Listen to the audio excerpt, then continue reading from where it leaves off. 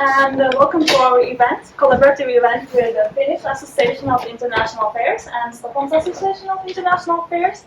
And my name is Terje, I'm president of SIPRI, and next to me is Johannes, president of the Finnish Association. And today we're aiming to bring together Finnish and Swedish students and young professionals. Before we move on to the panel introduction, and Avandisha will be giving an introduction of each speaker, Johannes will give an update of today's agenda. Yes. Hi everyone, so I'm Johannes, I'm from the Finnish Association, and here's the agenda. So first we're going to start off with the panel discussion that Avandisha is going to moderate, and then we're going to have an hour for lunch at noon, and then we'll begin the workshop part 1 at 1 p.m. There's going to be a more detailed schedule about the contents and the schedule of the workshop. I'll introduce it while Kerja and her team leaves to work on the dinner for tonight. And then we're going to have a short coffee break in between, and then finish off at 4 p.m. The workshop. And then starting from 6. Dinner and things that go along with that. But anyways, very nice to be here. And Oliver, please. So, good morning everyone. Welcome to today's panel. We're beyond lucky to have Anna, Emilie, and Julian here to share their insights. I'm going to give a quick introduction about each of them, and then I'm going to let them introduce themselves and their work and what they've been working with. So Anna is a senior research fellow at Nordregio. She is specialized in coastal areas, rural, urban, Arctic, and international affairs, along with societal and occupational changes across sectors such as tourism, primary industries, mega industries, and creative industries.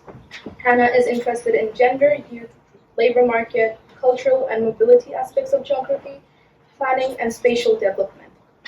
Emilie is a research assistant with SIPRI's Climate Change and Risk Program. Her research focuses on international organizations and their responses to climate-related security risks. Emilie holds an advanced degree of Master's in Science and a degree in International Relations and Diplomacy from Leiden University, and an undergraduate degree from Rutgers University. Julian is a project coordinator and senior research associate at Konrad-Adenauer-Stiftung, a Nordic countries project with a focus on the Arctic. He has previously worked in the Stockholm China Center at the Institute for Security and Development. He has a Master's of Arts in Central Asian Studies at the Humboldt University in Berlin, Germany. He also pursued the Uzbek language and history courses at the Samarkand State Institute of Foreign Languages in Uzbekistan. He holds a BA in Anthropology and Middle Eastern Languages from McGill University in Montreal, Canada. Over to you. Thank you. So really nice to meet everyone. Thank you so much for having me here. So I think, as you rightly mentioned, I think it was spot on the bio. So I'm working at SIPRI. It's a Stockholm International Peace Research Institute, and it's located in Solna. And I'm there now for almost 2 years. And I'm working on different projects right now. My big project is on the Arctic. It's a topic that I've always been really, passionate about. And it's also one that I would like to do a PhD on. So it's really nice that I'm doing research on this topic right now. And prior to that, I was working 2 years in the Netherlands. It's called IHE Delft. It's the UNESCO Water Institute for Education. So I have a background in water cooperation and international relations. I think it's really nice to be here and speak on this really important topic that I find really I'm passionate about, but also so important. I was mentioning in January, I'm going to the Arctic Frontiers Conference in Tromsø to present the work that I'm currently working on. So I think it's just really nice to be here to speak with everyone. Thank you. Okay, hi everybody, I'm Julian. I feel beyond lucky to be here with you today. Big thanks to FAIA and the Stockholm International Studies Association. Did I get that right? Almost. Okay. And of course, thank you to Antika as well. And thank you. You've actually promoted me when you were introducing me. I'm not a senior research associate, or just a research associate, but we don't really have senior research associates. But I'm still very happy to be here. I can say a couple of words about myself. So I'm half German, half American. Some of you have already asked me about my national background. And as Avantika said, I originally studied anthropology and Central Asian studies. So I sort of approached the Arctic from a very different background than most people who work in the field. And in addition to working as a research associate and project manager at the Nordic countries offices of the Konrad-Adenauer-Stiftung, which covers all the Nordic countries plus the Arctic, I'm also enrolled at Stockholm University in the Masters in Globalization, Social and Climate Change. Climate and Social Change, sorry. I always get those confused as well. So I'm very happy to be here and look forward to presenting with my fellow panelists and discussing with all of you. Thanks. And thank you for inviting me for this interesting gathering. My name is Karlsdóttir, as you said, and I'm originally Icelandic, but I'm also a Swedish citizen. And I'm a senior research fellow at the Nordregio, and I was recruited here to hear from University of Iceland, where I hold the associate professorship in geography and tourism studies, where my research was very often focused on Arctic or North Atlantic coastal areas and transition issues. So I have my education from Denmark and from Canada, and my university education, that is. And when I was recruited to Nordregio, it was for my Arctic expertise. So I took over the administration of a program called Nordic Arctic Cooperation Program, which provides seed funding to various projects across the Nordic Arctic to strengthen collaboration, and I administered that until late 2020, and this program has now been transferred to Greenland to a sister institution, NAPA. So if you want some seed funding, then keep on your radar this program, because it actually can strengthen collaboration within the Nordic Arctic.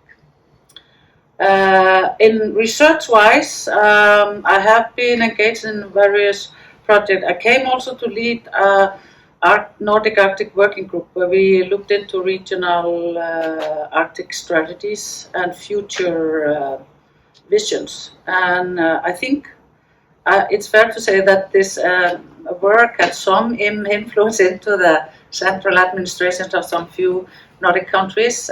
It made a lot of havoc in Norway, because we claimed that the regional visions and strategies would have greater influence into the work of the Arctic Council than previous. But I think, given the situation now and the war and tensions with Russia, this is an outdated finding. It will not be the regional, it will be more national, bilateral, and maybe even a slide from the multilateral approach. For the moment being, I'm involved in a very interesting project within the Belmont Arctic 2 program called Semper Arctic, which is about understanding how narratives of resilience in aftershocks or aftermaths of climate change impacts in Greenland and Russia until the war, or in Siberia, sorry, how they interplay from the natural science level, the policy level, and then the community level. And so we are actually looking for stories, narratives of strongholds, how these aftermaths of shocks or climate upheavals were dealt with. And that's very interesting, and it's complex issues. It has to do with some emerging economic prospects and developments, but also some major mega threats from environmental side due to the glacial retreat and some unstableness of rocks and the mountains in the aftermath of that huge natural environmental process. So yeah, that's about something. I'm not an expert in military issues. I just want to warn you, but I know a fair deal about the North and governance issues. Thank you so much for those introductions. Now that we've met our speakers, I think it's a good time to begin the panel discussions as well. Possibly to get a good foundation on the topic might be interesting to discuss governance in the region. Whilst the Arctics may seem isolated, it would be wrong to say that there are few and far between actors with interest in the Arctic. So it would be interesting to hear from you, Emilie, on the different stakeholders present in the Arctics and the various government mediums as well. Yeah, thank you. So actually right now I'm currently working on a project it's called the MISTRA Geopolitics project. It's a research project that integrates a lot of different research institutes in Sweden and also I think in other Nordic countries, but mostly Sweden. And so currently I'm part of this package called the Sustainable Oceans Package. And I'm working together with Stockholm University. So Professor Lisa Delmuth, I don't know, maybe you know her, she's not, I think her office is located up there in the History Economics Department, International Relations of Stockholm University. And what we're looking is we're trying to assess perceptions of legitimacy when it comes to Arctic governance and institutions. Legitimacy is something that Lisa is quite an expert on the topic, and it's a trait that's really important when it comes to governance institutions. I think without legitimacy, it's hard to have a functioning institution or a functioning governing system because it's a trait. Without legitimacy, it's hard for an institution to have people who follow its rules or see it as right in their eyes or have authority. So it's a very interesting concept that we're trying to explore in the Arctic, and we're doing this through 3 different research projects. And the first one is assessing perceptions of legitimacy by Swedish stakeholders on the Arctic. And it's interesting because we're talking to civil society actors, business actors, political actors, research. I think we've also interviewed someone from your institute too. So we're trying to assess their perceptions on governance. And I think this is an interesting project because it shows how many different layers of stakeholders are in the Arctic. Of course, there's the Arctic states, but then there's, for example, the Arctic countries that have coastal areas, but then there's also the Arctic 5 or the Arctic 8. Then there's also the non-Arctic states that are also involved in the Arctic, like China, India, and so and then there's also, of course, non-state actors, which I'm really interested in particularly, is understanding the role of non-state actors in Arctic governance. So, of course, indigenous people have extremely important roles in Arctic governance. In the Arctic Council, they are permanent participants, so they sit alongside the states at the table.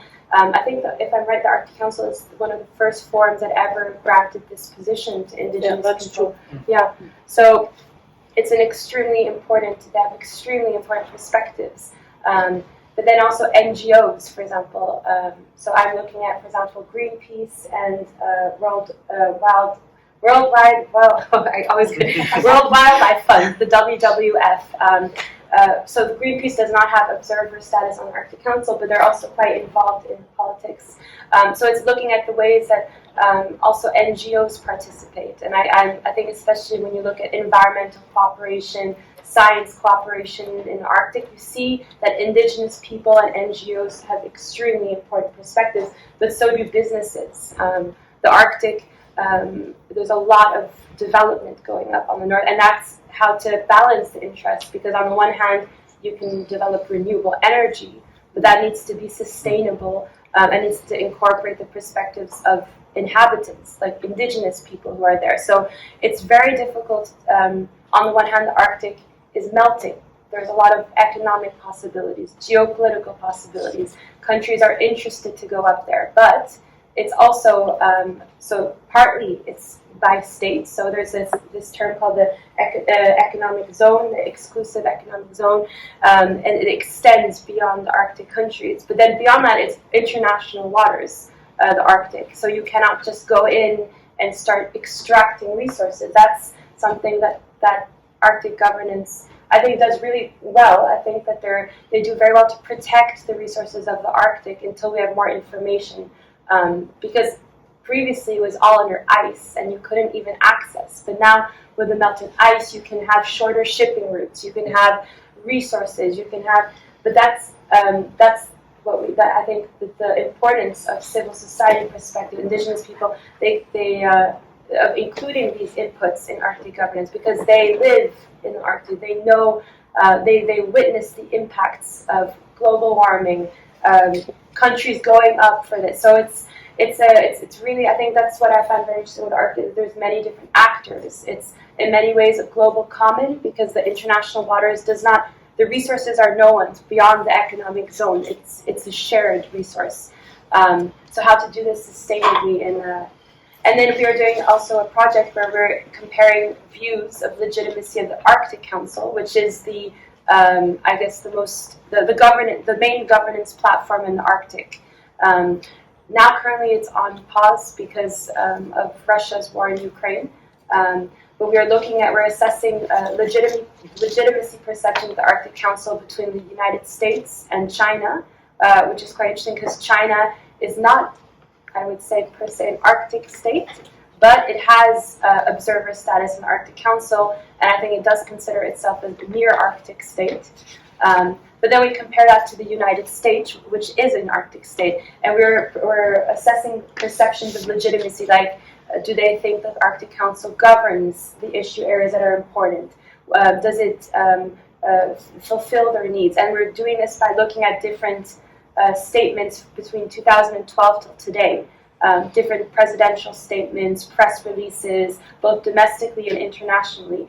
And it's quite interesting to see legitimacy perceptions. For example, during the Trump time, you would see a different kinds of statements where the Arctic becomes an arena for global competition. Climate change is not something the Arctic Council should deal with.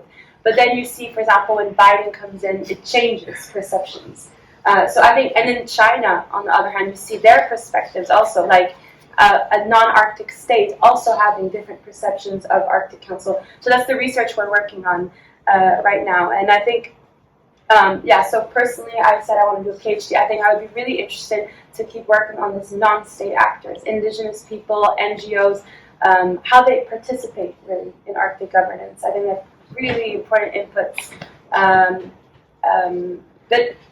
So I can talk more about that, but that's kind of the reason. And just to say that there's so many different dimensions, and there's also, of course, animals and marine species that we need to account for as well. So there's many different elements when it comes to Arctic governance. Thank you, Emilie, for shedding a light on that. Maybe Julie, you can build on China and its presence in the Arctic. Sure, I can talk about that a little bit. So Emilie has already mentioned China. By the way, I very much look forward to reading your PhD thesis one day soon. So when it comes to China and the Arctic, you hear a lot of different things. And it can be a little bit difficult to parse out what exactly it is that China wants in the Arctic, right? In 2018, the Chinese government issued a white paper in which they referred to themselves as a near-Arctic state. And I've heard officials from Arctic countries kind of describe this moment and say, well, after we stopped laughing, we sort of all kind of scratched our heads and said, what does this mean? It's important to keep in mind that China is not the only observer state in the Arctic Council. There are several other states that are, including Germany, but also countries like Singapore and Japan and South Korea. But the Chinese government has really sort of pushed forward this idea of being a near-Arctic state. And a couple of years ago, even in Stockholm, if you went to maybe panel discussions like this, where you had someone from Chinese research institutions, you would hear a lot about this, the third pole discussion, right? Which was kind of this idea that the Tibetan plateau was sort of similar to the North and South Pole for different reasons, and so this helped kind of legitimate or justify Chinese interest in the Arctic. When you go to conferences of specialists in the Arctic, or not even specialists, but people who have to do with the Arctic, like the Arctic Circle Assembly, which is in Reykjavik every year in October, you'll hear a lot of different kind of slogans that different sort of stakeholders will use. And one of them that you hear a lot is what happens in the Arctic doesn't stay in the Arctic, right? This idea that developments in the Arctic, particularly climatic developments in the Arctic, and it's really important to say that warming in the Arctic is much more rapid than elsewhere in the world, right? Like 3 or 4 times, or maybe even 5 times that, depending on who you ask and which metrics you're using. So change is happening really, really rapidly in the Arctic. And maybe on that point, I'll get a little bit more to China in a second, but maybe on that point, and Anna can maybe you're a little bit more familiar with the data than I am, but the summer ice in the Arctic experienced these 2 low points in 2007 and in 2012. I think 2012 is still the record for the lowest, or the smallest extent of summer ice in the Arctic. And this drives some of these ideas about an ice-free summer in the Arctic that could tie in shipping between Northern Europe and Northeastern Asia, right, particularly China. It's really, really important to say or to stress that an ice-free summer in the Arctic would be a disaster on several levels, not only environmentally, but also for the people that live there and many other ways. But there is a certain subset of stakeholders that see in this a great opportunity. That development hasn't been linear, right? There's sort of like pulses every year in the Arctic ice. It's important to keep in mind. But and when we talk about geopolitics, or when we talk about states' interests in regions, we have to keep in mind that like a lot of things are happening at once. So for those of you who are maybe students of recent Russian history, or even recent Chinese history, you see 2007, 2008, right? That was a key moment in the Russian Federation's relationship with its neighborhood, right? And with Europe, if you think about the 2008 Georgia War. And then, of course, 2013, 2014, right? Just after 2012, you have this, the beginning of the Ukraine War, right? It wasn't yet the full-scale invasion of Ukraine that we saw this year, but the seeds of that policy were laid at this time. So that relationship between Russia and the EU got more acrimonious.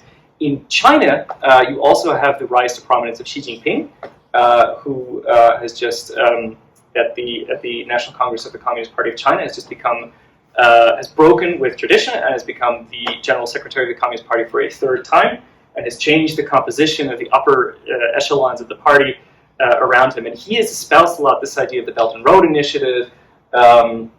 And things like the Polar Silk Road, right? Maybe in a little bit later we'll see some of these, some of these maps, right? That kind of illustrate this sort of trade connection, right? And these sea routes. But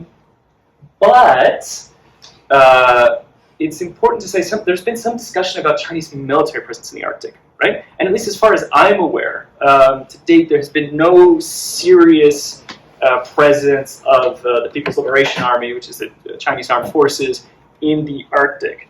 And there is something to be said about China having an Arctic policy to have an Arctic policy, right? This idea that you can kind of develop a policy and then later on you can kind of like identify your interests a little bit down the line. That being said, though, there are some areas where Chinese interest stands out. One of which is investment in infrastructure. Right? There's been a lot of Chinese investment in infrastructure that goes along with the Belt and Road Initiative everywhere. By the way, maybe an important point to make too is it often appears like the Belt and Road Initiative is very much tied to the person of Xi Jinping or sort of his policies and visions. That isn't quite true. There are precursor policies that have kind of been built into the BRI, Belt and Road Initiative. And it can be difficult sometimes to know what exactly the BRI is, right? It's been called like a mega policy or something like that, but it does pertain to the Arctic and it does pertain to these infrastructure investments, and also this sort of increasing relationship between China and Russia. It's an important point to note too is that when it comes to the Arctic Council, it was not the United States or Canada or the European Nordic countries that wanted to exclude China from observer status. It was Russia. The Russians said, we do not want the Chinese becoming an observer state in the Arctic Council, right? I said Arctic Council before. Sorry, it's very easy to confuse Arctic Council with Atlantic Council with Arctic Circle Assembly, all these terms. Also, I'm talking really fast and I've had a lot of coffee. But this is an important point to make. This is something important to keep in mind, that now when we talk about China-Russia relations, and particularly in the Arctic, there's this idea that they've been pushed together because of this acrimonious relationship with the West, or with European states and the United States and Canada as well. But China and Russia are not sort of what we might call close allies, and that's something important to keep in mind. But I've sort of gone off script here a little bit. I'm sorry, Avantika. But so there is a difference in the China-Russia ideas about what the ideal trade route through the Polar Sea looks like. The Chinese prefer, or the Chinese state at the moment seems to prefer a system where there would be a transpolar shipping route that kind of runs through the middle of this. And further away, there you guys, you can kind of see it, the light blue line. Whereas you have the Northern Sea route, which is much closer to Russian territorial waters, right? And this is what Emilie was talking about too, right? The exclusive economic zones, the EEZs. One issue is that despite the fact that we've had these record low sea ice extents, despite the fact that warming is happening so quickly, most experts will tell you that we're still many years away from a viable trade route crossing the Arctic. And even today, there is very little shipping that happens in that area. In fact, within Russia, there is difficulty in supplying different points there. I can talk more about Russia maybe later because you wanted us to talk about China. But you need to accompany ships with icebreakers, or even use icebreakers that are sort of being used as cargo ships. An important point to make, though, is even if the summer ice extent isn't a solid mass of ice, this is still dangerous to move ships in this area. Think of the Titanic, right? It didn't hit a large continuous ice sheet, it hit a single iceberg, which means that this is very risky. You have a lot of risk of environmental disaster, right? Imagine an oil tanker hitting an iceberg, right? And the cleanup there would be incredibly difficult. This is already difficult further south, but in the Arctic, where conditions are very hostile to human life, or are very dangerous, and are changing rapidly, this could be extra difficult. And when you think about things like shipping, there's also insurance, right? I know that sounds very boring and doesn't necessarily it isn't normally what we talk about when we talk about geopolitics. We don't stress what the interests of insurance companies are, but this plays a big role there.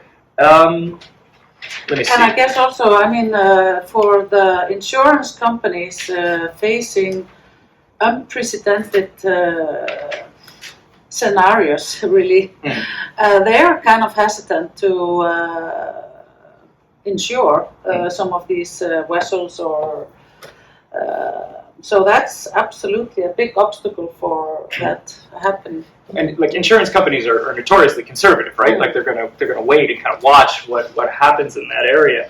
I could say a couple more things about Chinese engineering and icebreakers, and we should also talk about the U.S. and the U.S.'s relationship with China. But I've already taken up a lot of time on that, so maybe we can come back to that, or maybe you guys have questions about it, and we can also talk about the notorious Pompeo speech and Trump wanting to purchase Greenland. And yeah, there's a lot to be said about that, but we can come back to that. I wanted actually to complement a bit of your perspectives, because I did look into the Northern Sea route development in 2013, and I would like to comment with two things. And I also discovered that I simply mapped who is going through that route, because I was at that time engaged in research on cruise tourism in the Arctic, and there were some trends that the cruise ships were moving further and further north, and there were a lot of risk associated with that, as you mentioned. And but it turned out actually that there were the majority of vessels, and this was they were going up and down in terms of numbers in between years. It was mainly Norwegian salmon or fish being transported to China, or fuel and gas come from Russia. So I mean, it was no important route, of course, for these stakeholders. But it was actually at that time, I mean, from around maybe 2007, Asian states were seriously considering this as a potential alternative of an export route. And the Japanese Ministry of Foreign Affairs made sort of like a evaluation of this, and their finding was it was not feasible because in the political world, it turns out that it's Russia who has the trousers on, so to speak, because going that route, there's like 12 ports that need to either provide service or recharge fuels, and majority of these very remote ports are not even being serviced, or were not being serviced. And I think the driver in the discussion about this possibility was actually China after 2010, because they really considered it. I mean, with vessel piracy in the south and all these threats.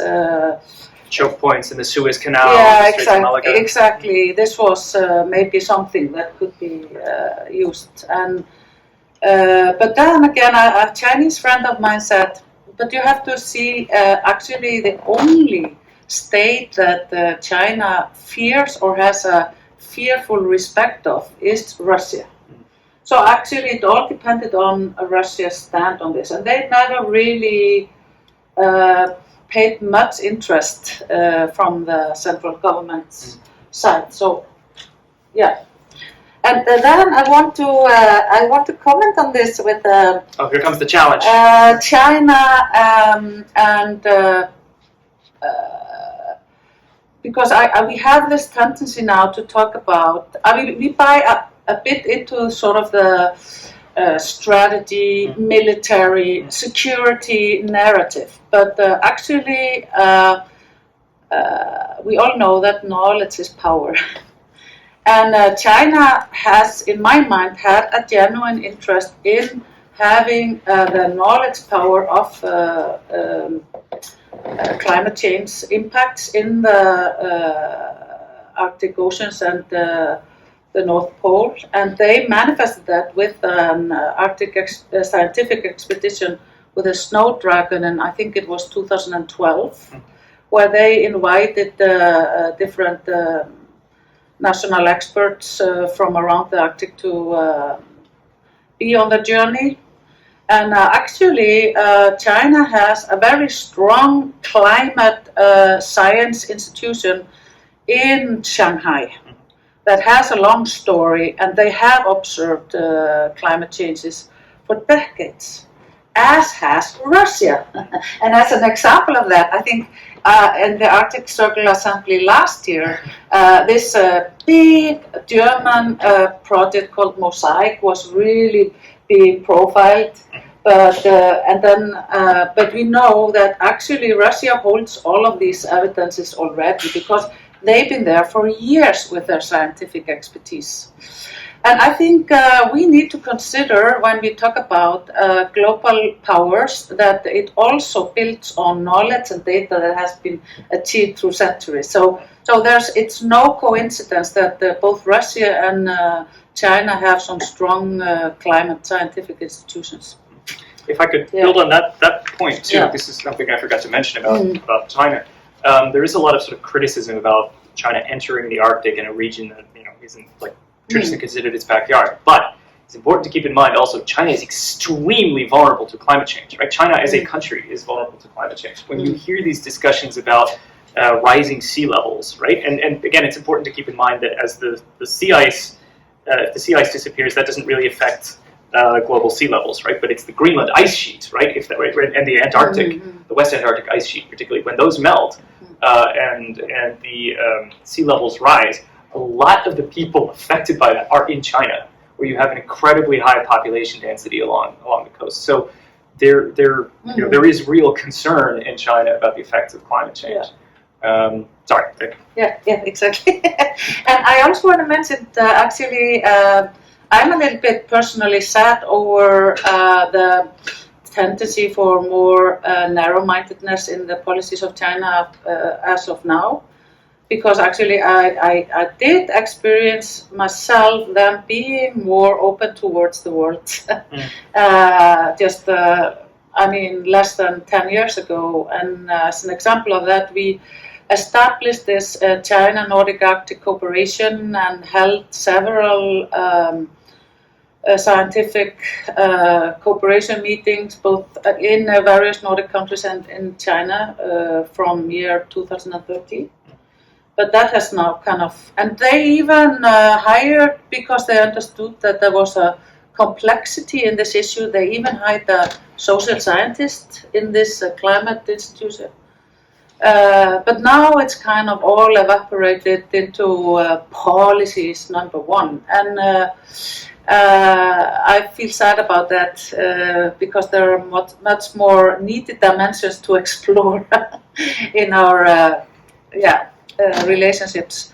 And then I was invited 2014 to this what was it called? Euro-Asian Economic Forum, where they presented the Road and Belt Initiative with all these Euro-Asian nations. And it was kind of an eye-opening experience because I had not realized it was such a mega project that they were on the road to develop. And I was at first, I've never been in like this blue light caravan, it was really strange.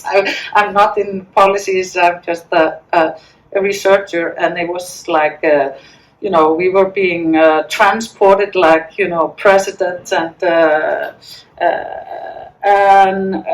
you had like the president of Afghanistan and the oil oligarch of Kazakhstan, and I was like, this is just like really like something that could explode at any minute because there were so much war-torn interests.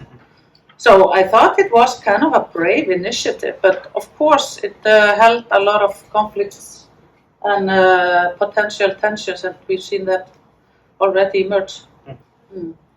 Yeah, and I think just like a final thing, I think so, as I mentioned, the Arctic Council is like the preeminent forum for cooperation in the Arctic. And I think you see that there was, in like scholarship, there was at one point this idea of Arctic exceptionalism, like that the Arctic is not affected by geopolitical events happening elsewhere in the world. It is special, it's a place for cooperation, science, like soft power cooperation. There's, that was something that, and I think you can see it because I don't think really there's any security forum that governs the security of the Arctic. I mean, there was the security armed roundtable. Yeah.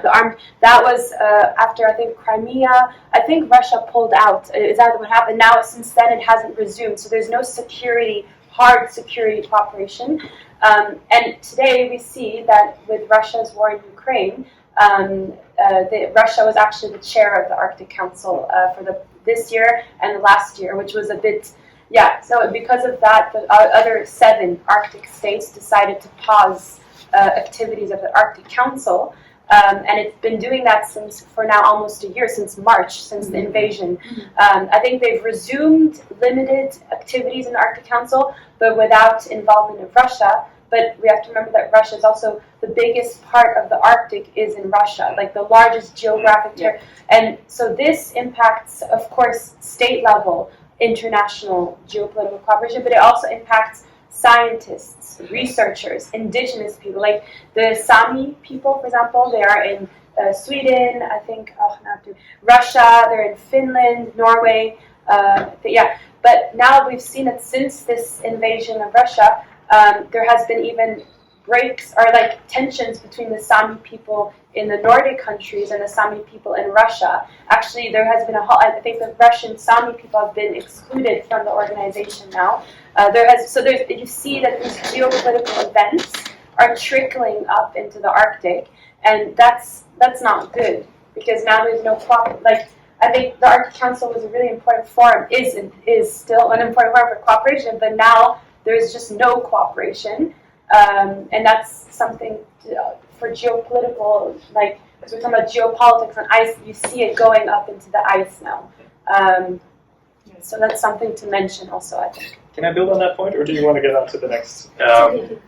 So Emilie just mentioned Arctic exceptionalism, and this has been very important in structuring our discussions about geopolitics in the Arctic for a long time, and our discussions about the Arctic Council.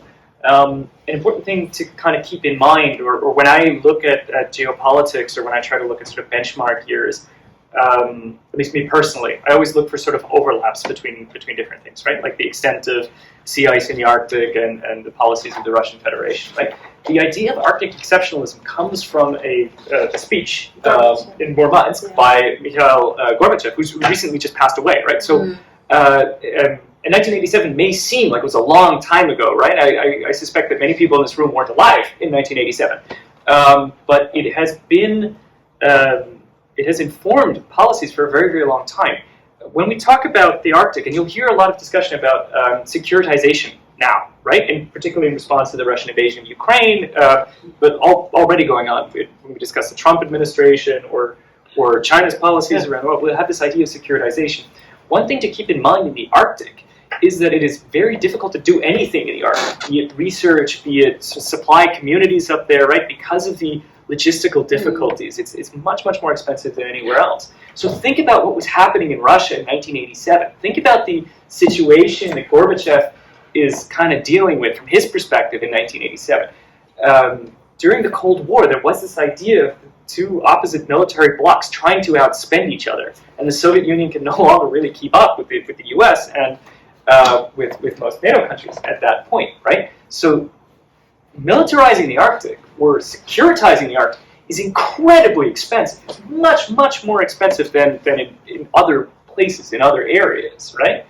It does also mean that the Arctic as a security arena is, every security arena is different and distinctive, and they're all connected with each other in some way or other, but there are unique attributes in the Arctic that contribute to its development. So imagine the Soviet Union in 1987 and the situation that they're in. So you can kind of see why they would say, okay, look, we're not going to expend any more military spending in the Arctic because we can't afford to, because we, the Soviet Union, have to focus on other areas, right? This is something very important to keep in mind. Also going forward for us now, for this generation of people, because when we talk about security now, right, and when we talk about developments in the world, we're going to have to deal with several challenges at once. You are going to have to deal with several challenges at once, right? We're going to have climate change. We're going to have increased geopolitical tension. We're going to have threats to democracy coming from within democratic societies. And all of these areas are going to be connected with each other. We're also going to have to deal with increasing social inequality. There's a lot ahead. I'm not saying this to depress you guys or myself, but rather to think about these things, right? And to think about history or recent history from that perspective a little bit as well. I'm sorry, I got a little bit soapboxy there. But, no, I think it's really important point. Just heard on the radio when I was coming here that, what we are actually facing with the sort of impact from the war with Ukraine is that neighbor countries are stepping up and increasing their military cost, and that comes at costs for society. We need to keep that in mind. It will have an impact on prioritization of climate issues, on food security, on other policy arenas. Increased militarization means cost to the societies. I guess, can I talk about the Arctic Council? Yes. We're kind of ping-ponging up. Yeah, that's it's fun to talk about this. So Arctic Council was established in 1996, and it was a promising, strange multilateral constellation in the wake of the collapse of Soviet Union and the withdrawal of the Cold War, and had this exceptional status for the indigenous peoples. But in a sort of like a national policy perspective, Arctic Council has never been very powerful in that sense. So I think, well, it differs depending on which nations you're looking at. I think it's been very important governance collaboration for Iceland, for example. A micro-state that really has no weight in foreign policy at all. They just follow the NATO guidelines. But I mean, it's so I think, but where I think the weight of Arctic Council has been in terms of global influence has been in their scientific endeavors, because it builds on working groups that have issues to monitor, and it's on fauna and flora, it's on the ocean, it's on environmental contaminants, it's on sustainable development and more the societal perspective. But these natural scientific groups and collaborations have been immensely important for not only knowledge development, but also what I call scientific diplomacy, because there could be, it's actually interesting, what would be probably the main economic interests of the Arctic nation, so natural resource extraction developments, right? These are not really discussed seriously politically within the Arctic Council, because they are too filled with tensions. And it's like, for instance, because I know the North Atlantic collaboration between Greenland, Iceland, Faroe Islands, and coastal Norway, and that's the mutual interest there is definitely fisheries. But in the collaboration, fisheries are never on the agenda because it's too sensitive issue. So I think this scientific endeavor has been very, very important also to both shed light on the complex and various impacts of climate change, of contaminants in the oceans, of plastic pollution that is actually threatening our own lives for the moment being and in future to come. And I mean, I could just go on and on with the importance of Arctic Council in this respect. But now, for the first time, connections have been broken with Russia and Russian institutions and Russian scientific collaboration.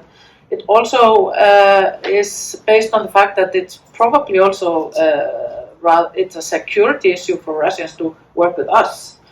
But it's put a stop to mutual knowledge development that would have benefited our societies, and so that is bad.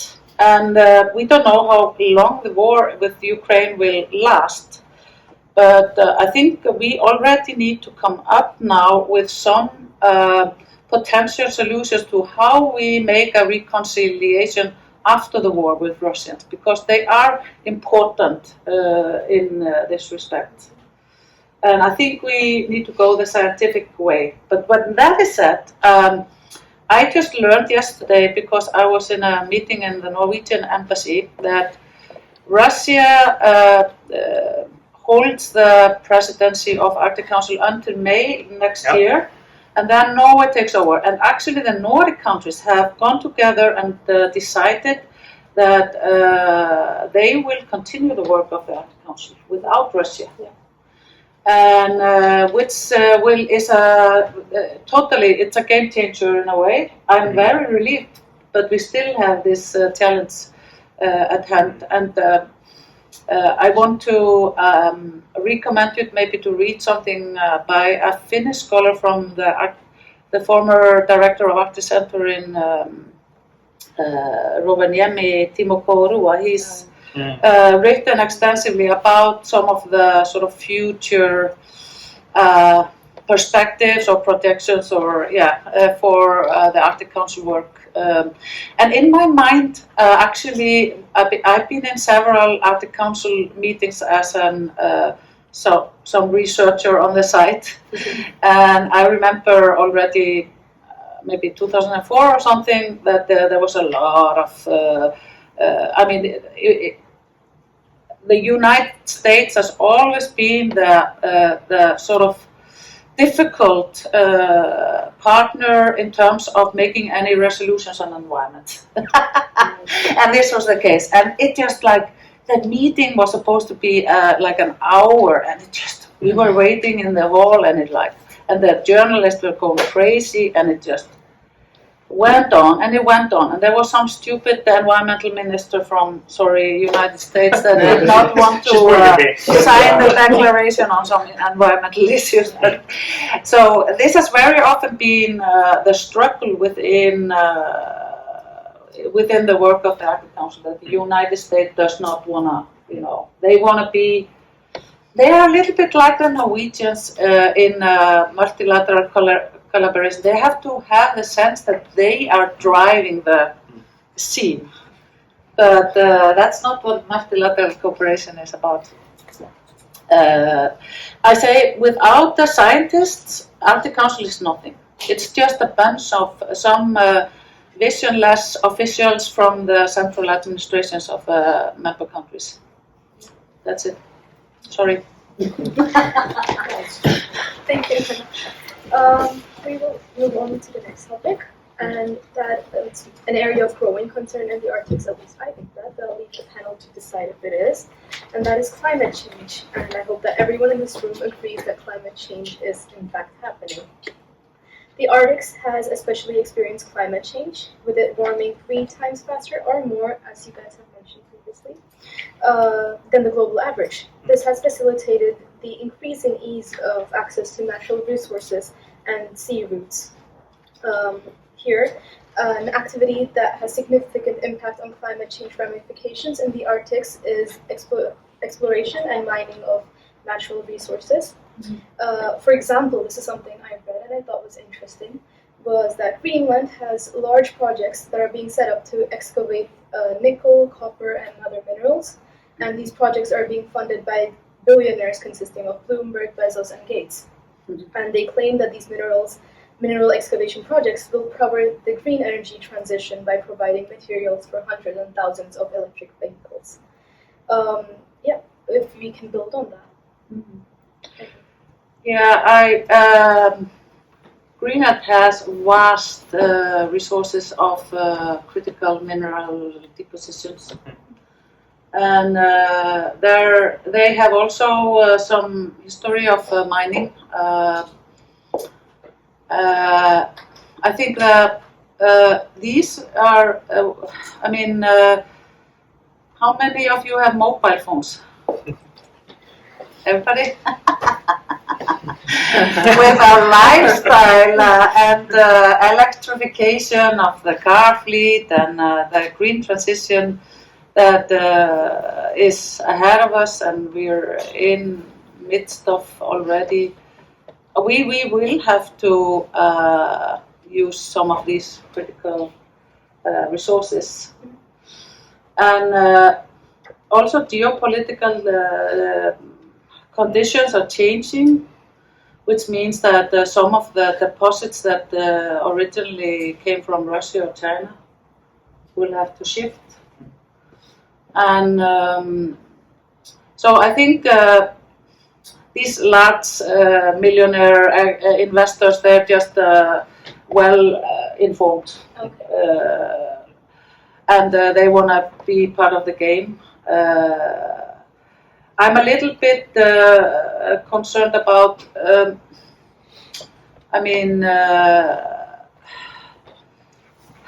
a little bit concerned about that we are too preoccupied with that we need to speeden up this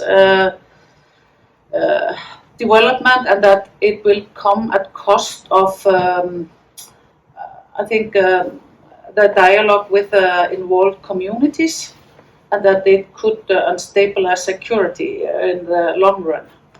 And it has to do with, of course, how, for instance, the Sami groups feel about this, and that's not Greenland. This critical mineral issue is very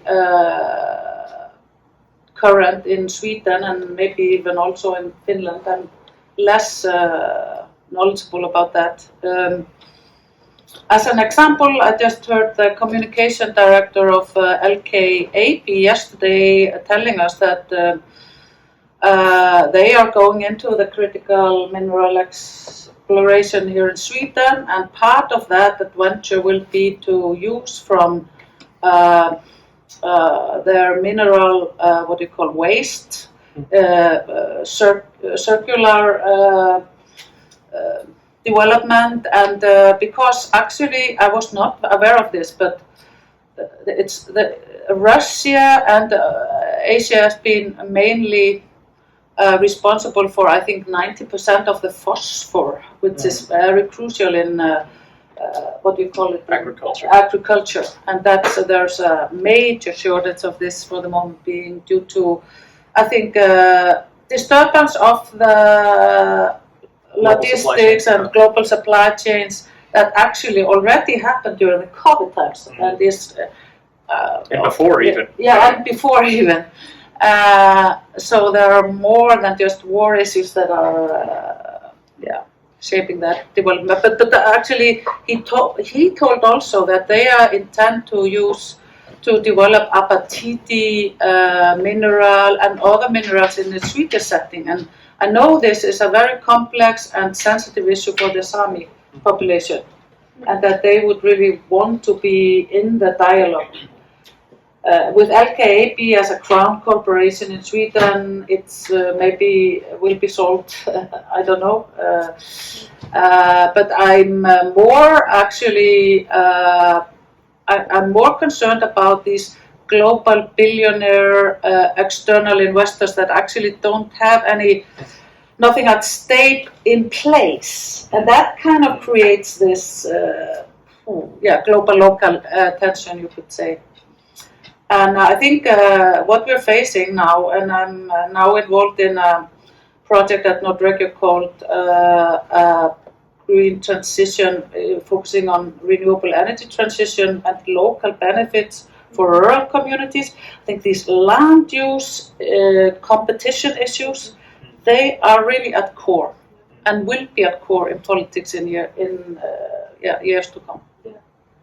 Yeah, no, just to bounce off of that, because so for the research I'm doing now, I've spoken also to businesses in Sweden and different representatives, and it's interesting that so I think that everyone is very aware of the importance of local inhabitants and of integrating the rights and thoughts, and I think it's also, even when I read through statements of the United States and the Arctic Council, they always begin, for example, I'm very happy to be here with the States, and a permanent participant. It's like something you acknowledge, that you need to regard their input, their thoughts. And so even when I speak to business people, whenever we were talking about their developments, renewable energy development, always, it's like a box tick. You need to say it, that we regard and we take the input of indigenous people and of local inhabitants, and we work together in consultation. So I just find it interesting that that's actually something that you need to say when you're talking about the Arctic, because indigenous people are so important. You cannot forget them. But on the other hand, I also remember that when I was speaking to one of the business representatives, said that, or he or she said, that they would like the north of Sweden to become the next Silicon Valley, which I think it's quite interesting because like that there's a lot of renewable energy possibilities. I think, for example, in Sweden, a lot of hydropower is produced in, I forgot now the percentage, but in areas that are traditional Sapmi lands.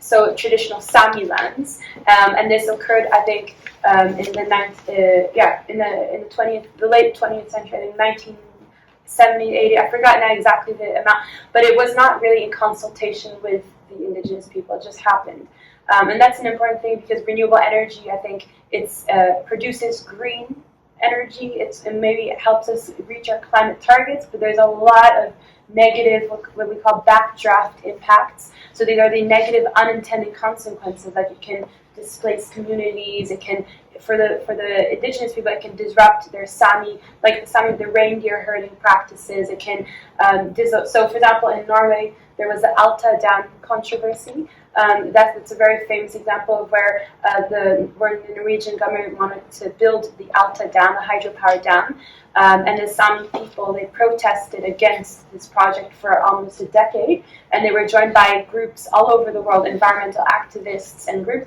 In the end, the dam was constructed, the hydropower dam was constructed, the Norwegian government was allowed to do it, but as a result, it paved the way for the Finnmark Act, which gave Sami people in Norway more rights over their traditional Sapmi lands to also decide how it would be used. And it also led Norway to become the first to ratify the International Labour Organization's number, I forgot which convention, but that really strengthens the rights of indigenous people. So I think, because I've done a lot of research on hydropower, not only in the Arctic, but everywhere. So it's interesting because we think hydropower, we need it, it produces low carbon electricity, it's so important.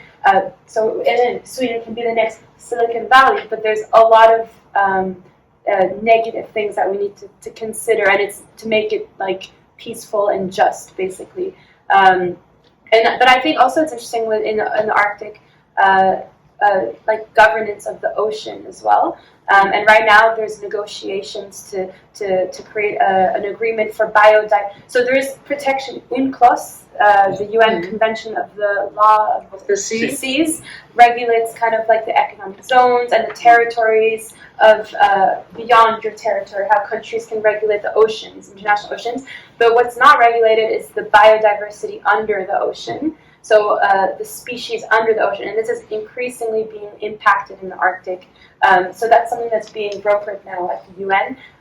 It's very difficult because I think there's a lot of political sensitivity, but that's something I've spoken to, like, for example, World Wildlife Fund, something they're really pushing for, this agreement for biodiversity beyond national jurisdiction. So on Arctic, like in the waters beyond the state sovereignty, what happens beyond the sea, so beyond with species, with the so that's something that's being also, that's another important resource because there's a lot of fishing that can be done now that the ice melts. And right now in the Arctic there is a moratorium, so there's a ban on fishing. That was brokered, but I forgot now.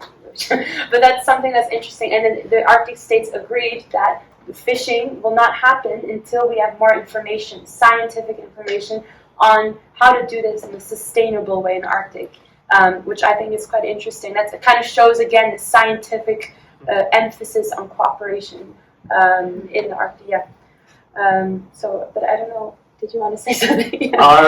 Sure. I mean, climate change is a really, really important topic, so we could dedicate the whole discussion just to that. Maybe to pick up on something that Anna said, it is absolutely true that it was the American diplomatic establishment that in the Arctic Council was the problem when it came to climate change. There was always this push, and this has to do with American domestic politics, among many other things.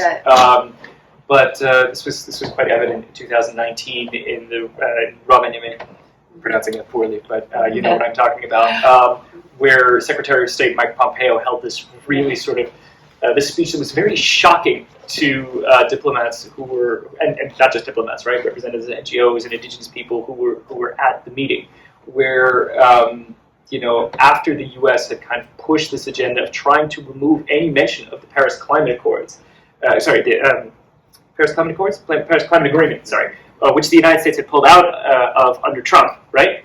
Which was the first thing that Donald Trump did when he came into office. He said the United States is going to break with the Paris Climate Agreement, and so American diplomats were pushing their colleagues to remove references to this development and to findings about carbon emissions from an official statement by the Arctic Council.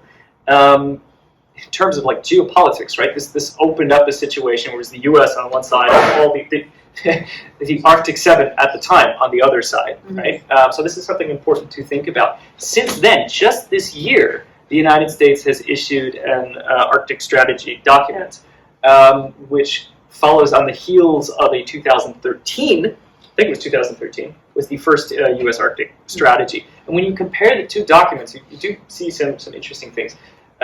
We can talk about this maybe a little bit more when we talk about NATO and geopolitics, because there's more mentions of Russia and China specifically. But very importantly, there's more discussion about climate change.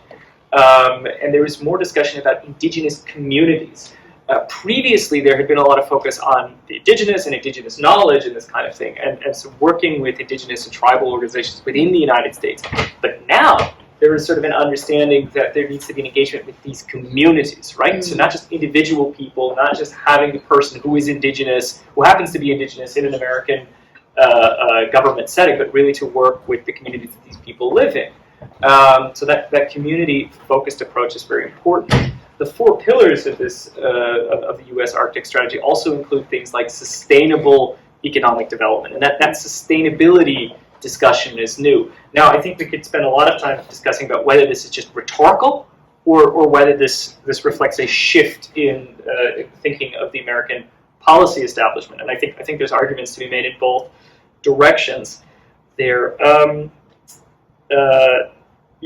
Maybe another point to make as well when it comes to resources, right? Because Pompeo in Rovaniemi is also talking about the Arctic as a land of opportunity and sort of, kind of pushing forward this like gold rush narrative or something like that under the ice there's all this stuff that can be accessed. Now, remember when I said before that militarizing the Arctic would be very expensive, right? Or doing anything in the Arctic is very expensive. I think there's an unfortunate tendency to have this idea of cost offsets, right? That there's an idea, okay, Washington can go or Washington, the American government or the American government and its partners or NATO or whoever else can go and do something that's really, really expensive, but the cost of that can be offset with promoting sort of commercial or economic interests, and that's a complicated connection to make, and I think it is there is maybe a tendency to gloss over something very complicated for like sort of easy sound bites.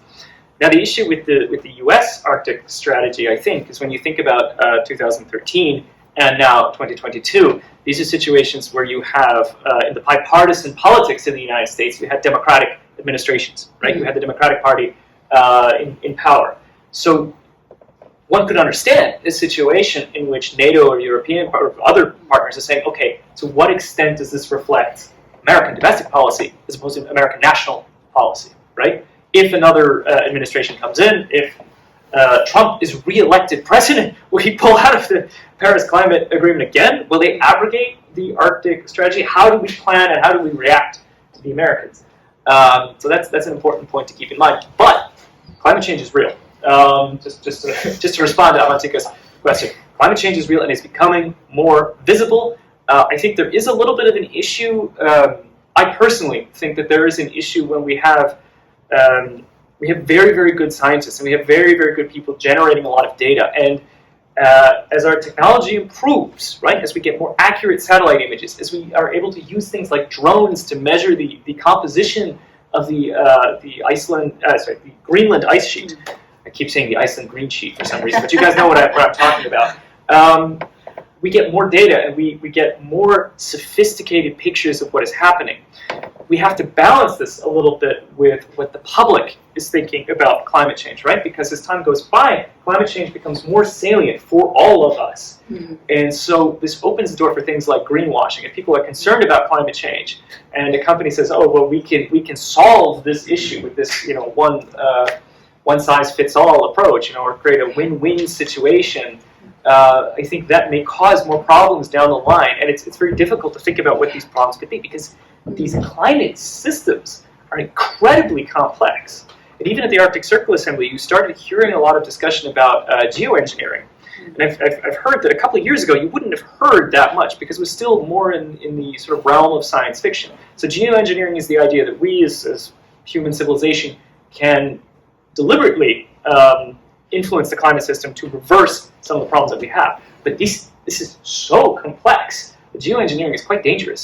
Right, one development could lead to could force another change, force another change, force another change. Right, it is a big machine, and if we start screwing around with it too much, this will cause this has the potential to cause unexpected consequences. I think I've gone a little bit off script again.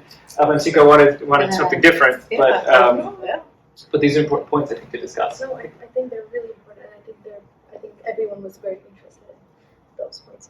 But finally, talking about America, amongst other countries, I think we have gotten to NATO. Yeah. What everyone's come here to hear about, I think. Oh. I want to say that about NATO is that I have always considered NATO more of a defense alliance than anything else. But I think their role has slightly changed, and now with the war in Ukraine, absolutely that is the case. But we've seen this development happen over quite a number of years, though. Costs for membership of NATO has increased extremely since actually Anders Fogh Rasmussen, the former president of NATO or General Secretary. General Secretary. Or Secretary General. Took over, and then Jens Stoltenberg. And in his time, the costs to members has increased substantially. It has to do with if you go to Brussels and you take the bus from the airport, you will see almost a big neighborhood with huge space-like building. This is the headquarters of NATO. And every foreign affairs service of member states have several of their staff located there. So it's an interesting machinery from the sort of diplomatic perspective. And I'm just wondering, what are they doing, all these thousands of people there in this space-like building in Brussels?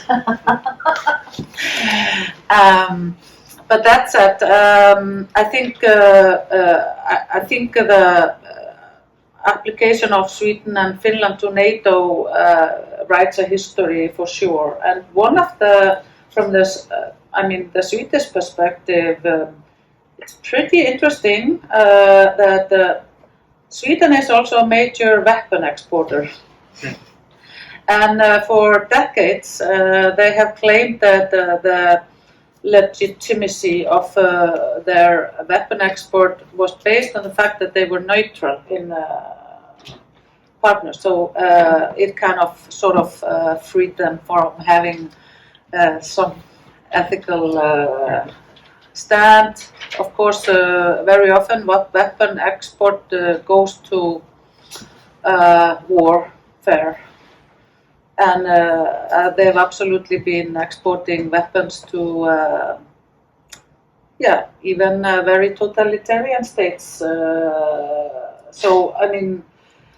But with Sweden entering NATO, they are actually entering a club of France and US that may, in fact, start to use weapon export as a tool in their foreign policy.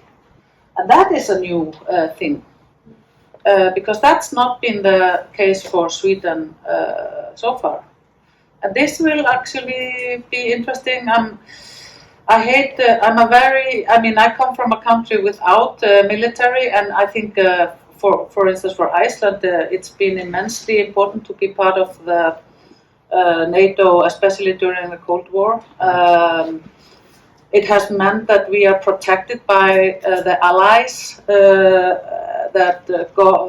they navigate areas around Iceland. They go on shifts like Norway, France, Sweden, with their air force, and US and more countries. So it's been a sort of a protection shield for a microstate as Iceland. But I think there are many contradicting and complex issues that may be on the other side of the corner when Finland and Sweden enter NATO.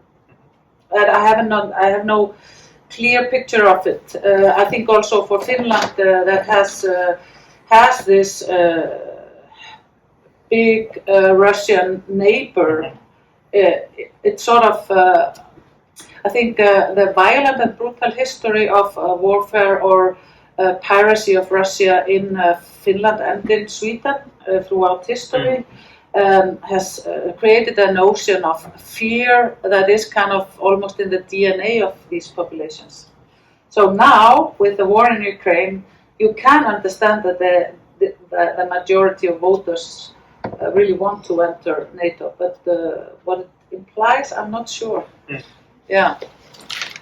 Should I go next, or do you want to? I mean, I can just say very short because this is not my expertise, but I think also on the Arctic level, also that would mean that 2 other Arctic states are part of NATO.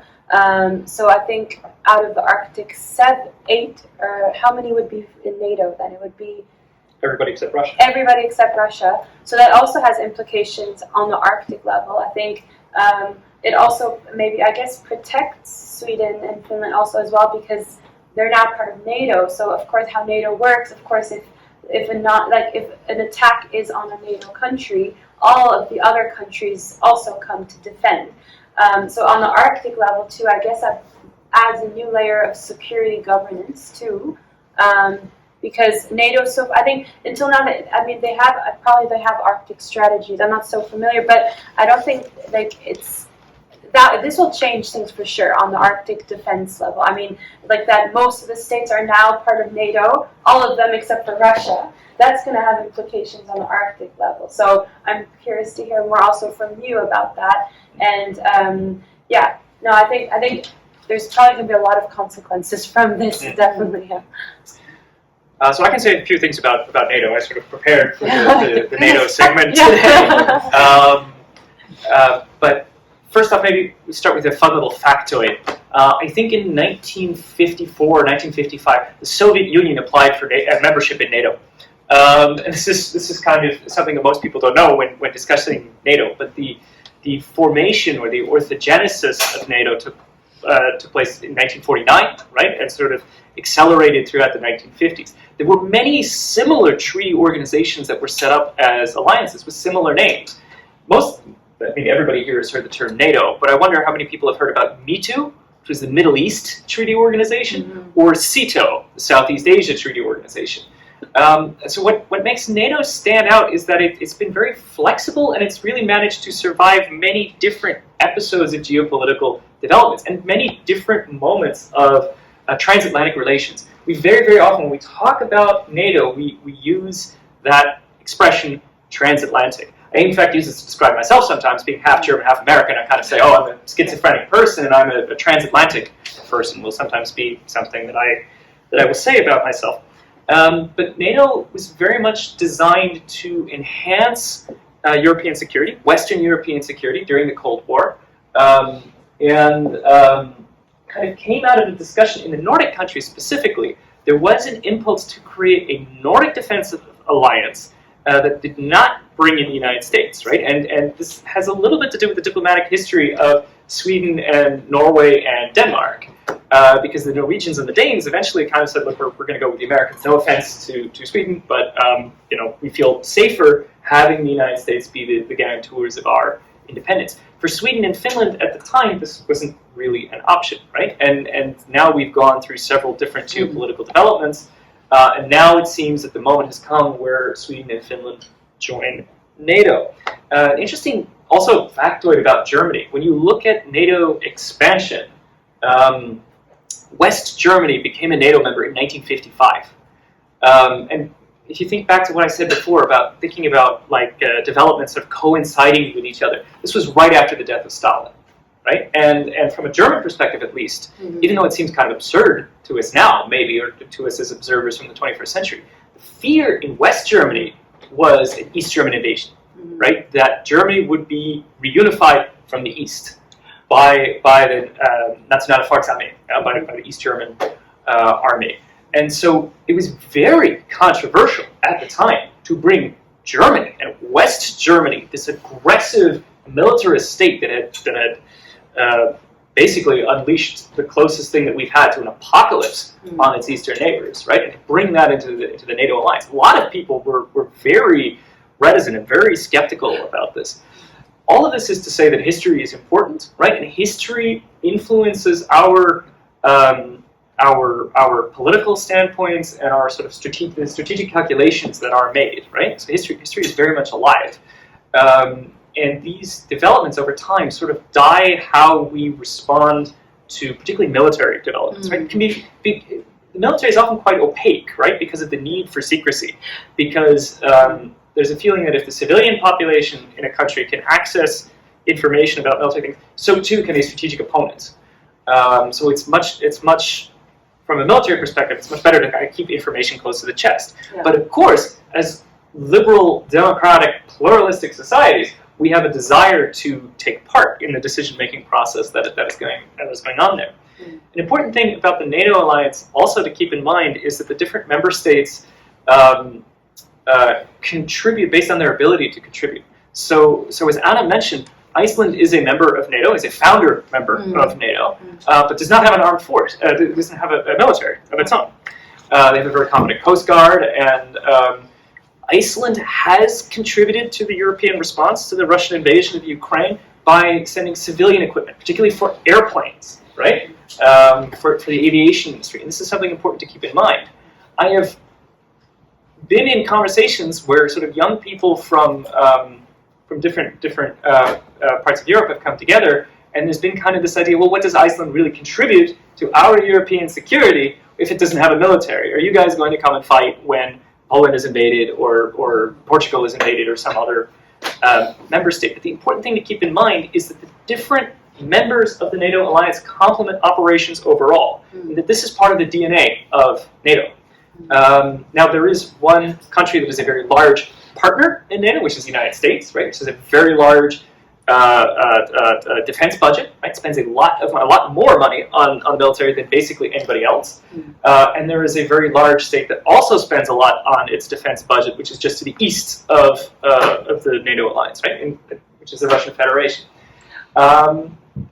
But I mean, if you look at the map, right, and you think about the sort of strategic challenge, right? The idea is to get support from the west to the east quickly, right? Over the Atlantic, over the ocean, to help bolster defense in Europe. And we have a bit of an issue in Europe militarily because we have many small states with very high population densities, where it's very difficult to move an army just legally. Yeah. Is anybody here studying law by any chance? Oh, yeah. 1, 2. Okay, great. Just think about the legal difficulty of moving a foreign army over from France into Germany, into Poland, into further on, right? Think about all the sort of red tape there. NATO does help facilitate that a little bit. And that's an important thing to keep in mind. When it comes to the North Atlantic, right? And it's not a coincidence that we call it the North Atlantic Treaty Organization, right? There is a little bit of strategic ambiguity about where the North Atlantic ends and the Arctic begins. And this is deliberate, I think. And so the Arctic, if you try to put yourself in the position of a NATO strategic planner, and you look at this map, you think, okay, we have this sort of vulnerability here in what this map calls the Norwegian Sea. In that, if your strategic opponent is the Soviet Union or Russia, they can project power and force into this area known as the Geok gap, right? The Greenland, Iceland, UK gap up there. So Russian ships or airplanes could move into that area. In northwestern Greenland, there is a military base that you may have heard of called the Thule Air Base. Yes. Thank you. And the Thule Air Base is actually administered now by what is called the Space Force, which is also a TV show on Netflix, right? So it's sort of like kind of almost like a joke, right? But the importance of that base there is to identify and intercept intercontinental ballistic missiles that would come. Just think of the curvature of the Earth, right? Missiles that would come across and threaten the United States.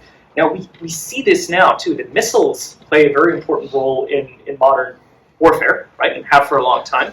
If you think of the Baltic, right, think of the city of Kaliningrad, that little exclave of Russia that sort of sits astride the Baltics and Western. I'm going off topic, aren't I? I'm sorry, I'm spending too much time talking about the Baltic, but this is very important for Sweden, for Swedish and Finnish NATO, essentially, because I think one of the sort of discussion questions that we want to go into is why does Sweden and Finland joining NATO matter, right? And on the one hand, there is a political message. There is a response to Russia and Russia's relationship with the rest of Europe, right? With this devastating invasion of Ukraine, even though it's going very poorly for the Russians. The Ukrainians have really, and I think this is important to say. This should always be said. The Ukrainians have really heroically resisted the Russians, and the message is very, very clear that Ukraine does not wish to be a part of the Russian Federation.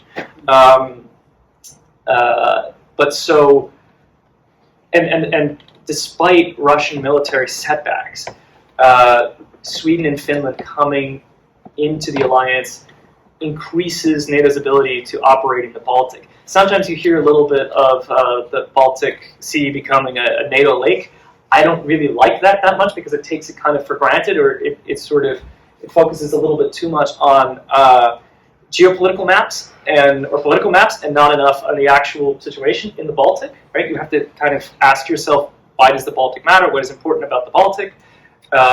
What are some of the things that make the Baltic unique, right? It's a shallow sea with several states bordering it. It's kind of a nexus point between continental Europe and the Scandinavian Peninsula, and Russia, right? There's sort of a strategic meeting point there. So there is a lot to be said there. Maybe something very important to keep in mind too are the undersea communication cables, right, between North America and Europe. And they run right through the Suez Canal. Yeah. In October last year, there was an incident in Iceland, which I'm sure you're aware of, Anna. Maybe some of you are aware of this as well. But before the Russian invasion of Ukraine, Russian naval vessels took an unscheduled, or what did they do? They hadn't scheduled that they were doing maneuvers in the area, because this is very, very important to avoid accidents or something like this. Right? You have to say, we, the Russian military, the American military, the Danish military, whoever you happen to be, are going to be deploying our warships in this area. So they didn't do that. They kind of showed up, but then they compensated for this by letting everybody in the area know, we are the Russian Navy.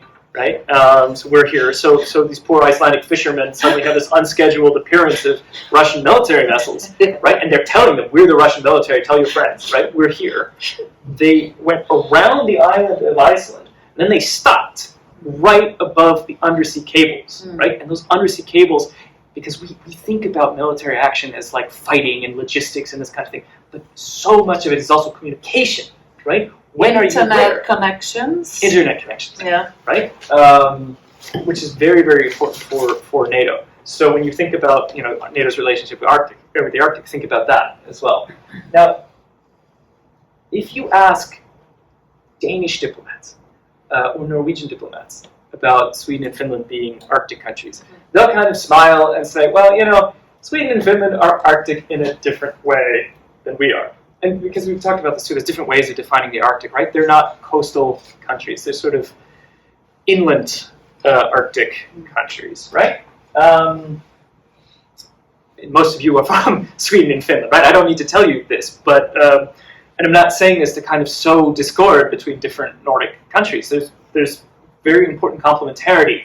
This is kind of what I'm trying to get at, right? That different members of the alliance bring in different sort of assets and liabilities. So some of the things that Sweden and Finland can contribute, we've already mentioned the defense industry, right? So the defense industry being part of the NATO system. Now, one important realization, I think, from the past couple of years is that, at least in Europe, our defense industry is not really set up to supply continuous, and here again, this is the thing about moving across borders, right? Continuous material to sustain a long, drawn-out war.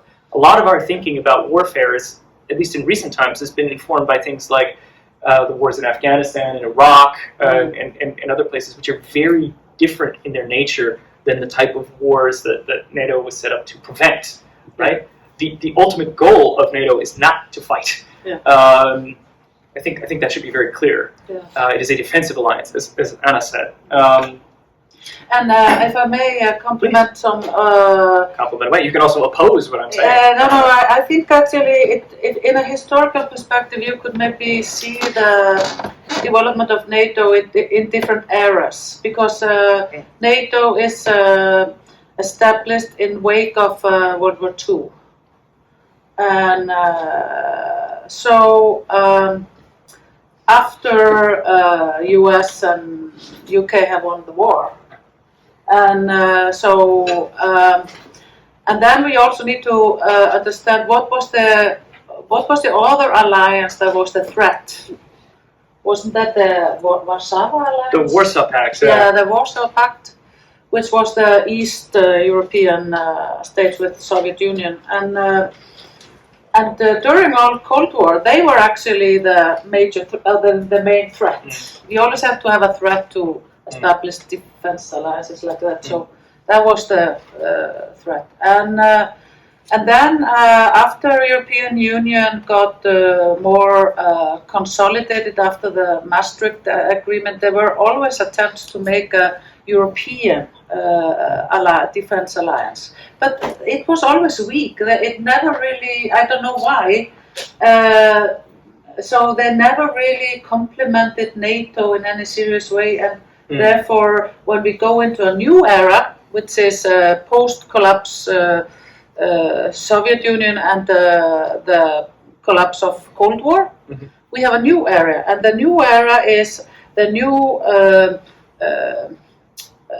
states in the Baltics become members, and there's like a geographical expansion of NATO. But I guess the reason why they want to join is a little bit different than after the World War II. It's like we don't want to be part of this superpower or mighty Soviet establishment ever again, and maintain our independence. So it was kind of there was a different incentive for entering NATO than originally. So I think maybe, I don't know, this is just something that I'm trying to articulate in my head. It's you can maybe see NATO's development in different eras depending on how the geopolitical conditions changed. Just since we're talking about NATO history, I have a couple more points to make about Finnish and Swedish NATO accession, but there is something else important to keep in mind, which is prior to Sweden and Finland announcing that they wanted to join, the most recent addition to the NATO alliance is North Macedonia, right? Yeah. And before that, Montenegro. So in southeastern Europe. In the case of North Macedonia, there was a sustained campaign to keep North Macedonia out of the NATO alliance, which in part had a little bit to do with Russian geostrategic interests. It had also to do with the Greek position and also Greece's relationship with Turkey. So there's a lot of complicated points there, and we can see that Turkey is also playing an important role now, right? In that the Turkish government refuses to, or repeatedly signals that they will refuse to ratify Swedish and Finnish NATO accession unless there's a certain quid pro quo, right? This is also part of the geopolitical moment, and this also has its own lineage and development. In the case of Montenegro, which I believe joined NATO in 2017, the response to that, and we forget this. This is very, very easy to forget, particularly if you haven't been working in the field as long as I have. Just to date myself a little bit there, there was an attempted coup in Montenegro. So and it's pretty clear that it was sponsored by the Russian Federation. So the Russian Federation in recent times has signaled a willingness to overthrow a democratically elected government to prevent NATO expansions. Now, let's not get into the discussion of who has promoted coups where in this part of the world, because the US and Germany and other countries have also played an important role in that. But when we talk about European defense, too, one point is also always the relationship between different European states, right? And so big security players in Europe are, of course, apart from Germany and the UK, are also France, Italy, and so their interests sometimes don't fully align with NATO. But this is also a question about Finland and Sweden joining NATO, because there's a political question. What kind of alliance member will Sweden and Finland be? Will Sweden and Finland take this experience of Turkey blocking them from joining the NATO alliance in future and try to shift away from what might be Turkey's interest in the alliance? There's always the southern axis that we talk about a lot. For us, I think in Northern Europe, it's natural to kind of focus on the Baltic and the northern spectrum, but NATO does extend to the south and also into southeastern Europe, so that's something to keep in mind. But I'm also just wondering, why did Turkey, become a member of NATO? It does not really make sense, other than just, what? Outstation, because it's very close to Russia. Oh yeah, so it has Iceland as well. If you want to move, it's very well placed in the Atlantic Ocean. If you want to move vehicles, if you want to move airplane and or missile defense systems. Yeah, right? Let's go back to the Second World War. The United Kingdom was perfectly placed for the invasion by the US. Yeah, that makes sense. Yeah, that's a very good point, and maybe we're eating up too much discussion time. Maybe there's some questions also.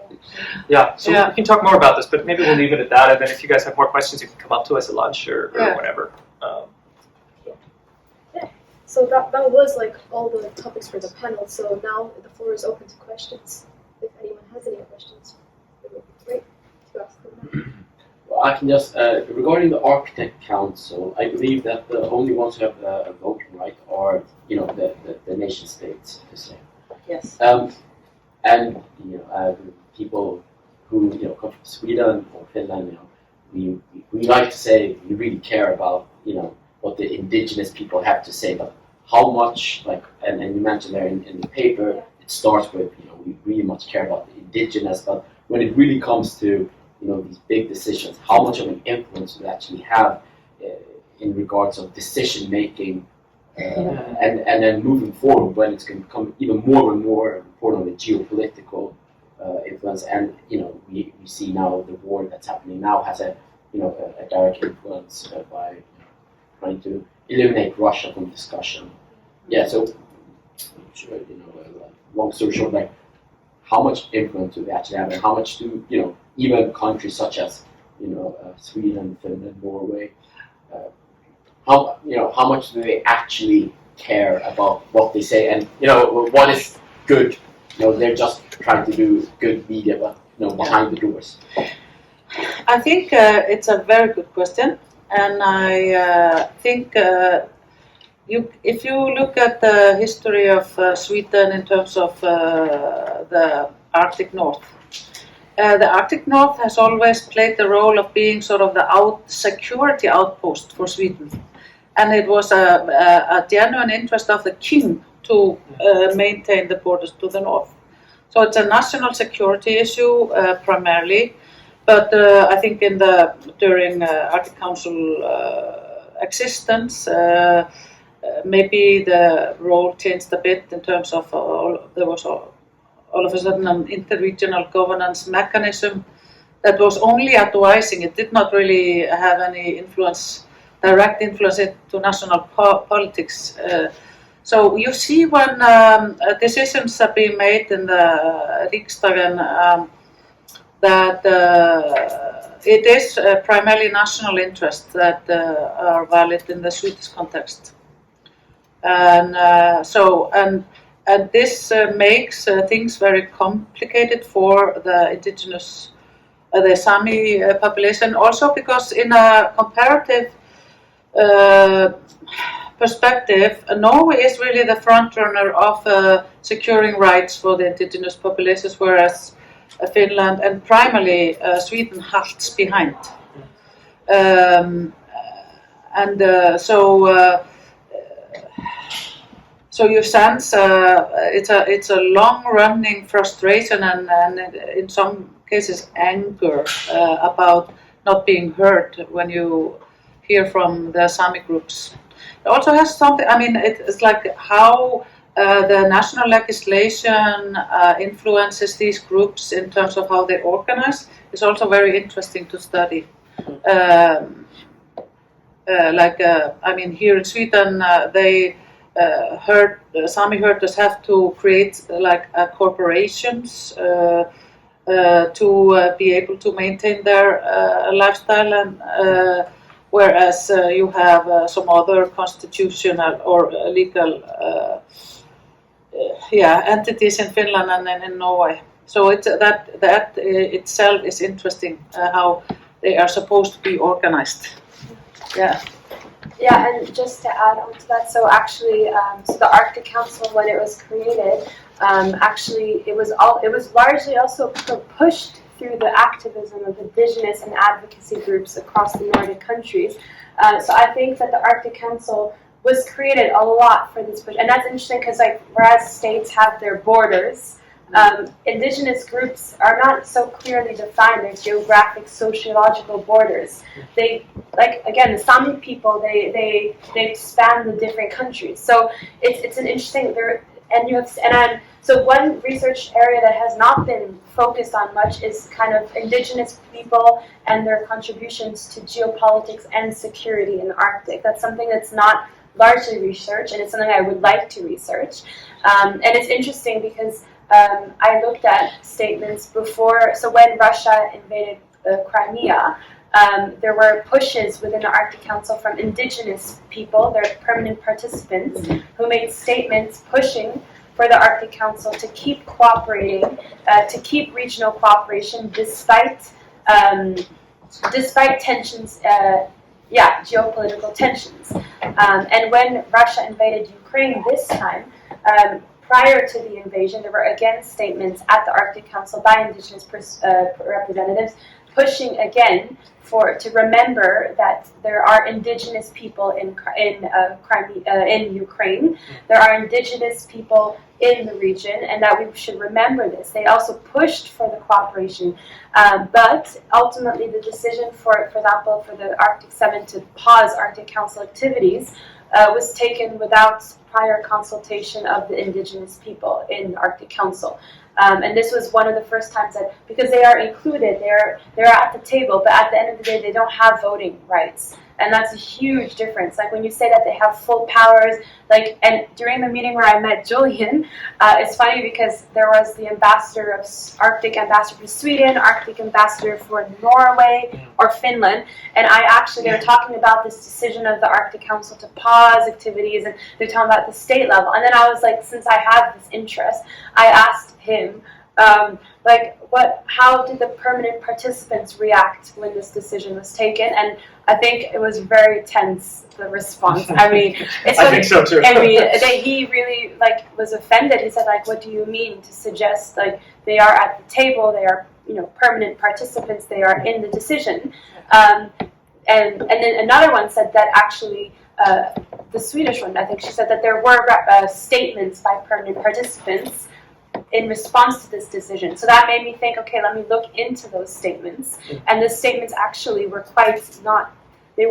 they did not suggest let's pause council cooperation. So I think that's really, really interesting. And after the question, at the moment, people didn't really like my question, but after that, I was approached by a few people who told me, thank you for asking this, because it's a really important question.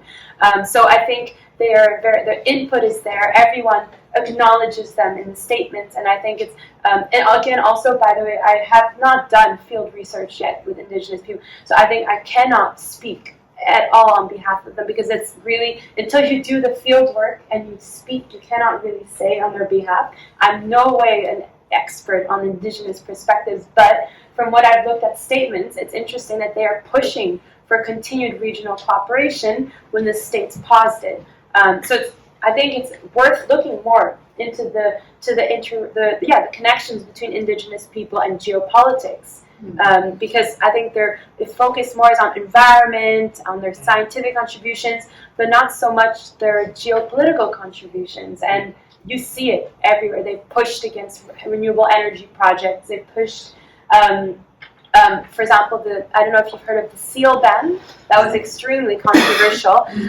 There was commercial fishing of seals in was it the Alaskan coast or was No, it? it was Canada. Canada coast. And World Wildlife Fund is an NGO that does a lot of campaigns. No, not World, Greenpeace. Greenpeace. Yeah, it was They do Greenpeace. a lot of campaigns for the rights of people, the protection, and they said, okay, well, seals need to be protected. They should not be commercially fished. So they made campaigns against it, and it led to a ban by the U.S. and by the EU on the fishing and of trade of seal products. So on the one hand, Greenpeace really stood up for the environment, for the species, but on the other hand, they didn't realize that the Inuit people, the indigenous people, their main core livelihoods depended, like these groups, depended on the seal fishing. They've done it in a way for years, for centuries. They've been engaging in these practices. And what happened with the ban is that it destroyed their livelihoods. It destroyed their jobs. People had to migrate out. Like, it was horrible. And until today, Greenpeace is not an observer on the Arctic Council. And I think that's when an observer is accepted or not, I don't think you don't need to officially say why you don't accept an observer, but I think suspicions are that it's more the permanent participants still do not trust Greenpeace after this. They don't trust it, and also I've heard from World Wildlife Fund, who is quite a trusted, I think, I've not been, but quite a trusted. They've also mentioned to me that when they work with indigenous people, they don't work with Greenpeace because it can how do you say it? For their own tarnishes their own reputation. So it's interesting how permanent participants have a huge role. They say no because they don't trust Greenpeace, and that's also interesting when I look at non-state actors. How do you create your legitimacy? Well, this tarnished Greenpeace, whereas World Wildlife Fund has not had that, and they're more trusted, and they are able to work with indigenous people more closely. Yeah. Just before we continue with the question, I think it's time for Anna to leave right now. Yeah, that's true. I unfortunately have to leave due to other commitments, but it's been great being with you, and I certainly enjoyed the discussion. So good to be with you, and wish you all well in your different studies. And if you want to contact me, you are welcome. You will find my email on Nordregio website. I'll definitely contact you. Yeah. So nice to meet you. Thank you so much. Before you leave, we want to thank you with a small memory for participating in this panel discussion. Thank So, you. there you go. Yes, thank you for Thank coming. you. Yes, of course. Okay, see you. Bye-bye. Bye. Well, I'm sort of making a mental list. I could say 3 or 4 different things about the indigenous, but maybe there are more questions, so maybe we should take more questions too. Do you have a question? Yeah, I think the Arctic is a good example of why we need a broad understanding of security. Now more than ever, because of, for example, for climate change. It's an important security question as well. But now, with the war on Ukraine, there's been a shift back to a hard security, and speaking of geopolitics, the concentration has been on hard military matters. Do you think that there is a risk that the shift in perspectives are now,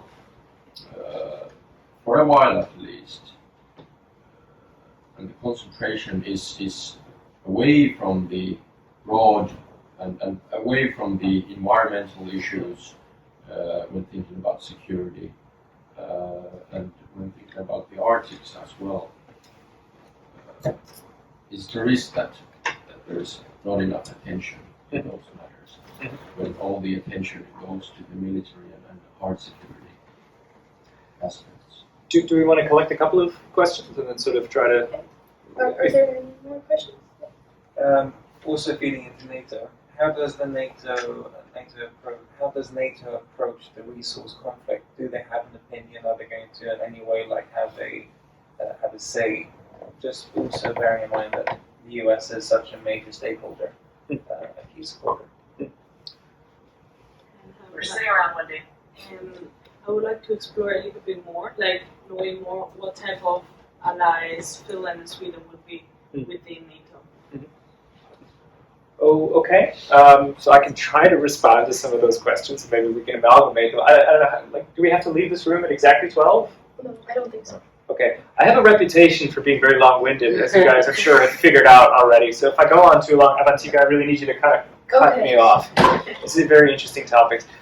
So in response to your question, first off, is there a risk that there is sort of a focus, like an increased focus on geopolitics that takes away from a more holistic view of security in the Arctic? Short answer, yes.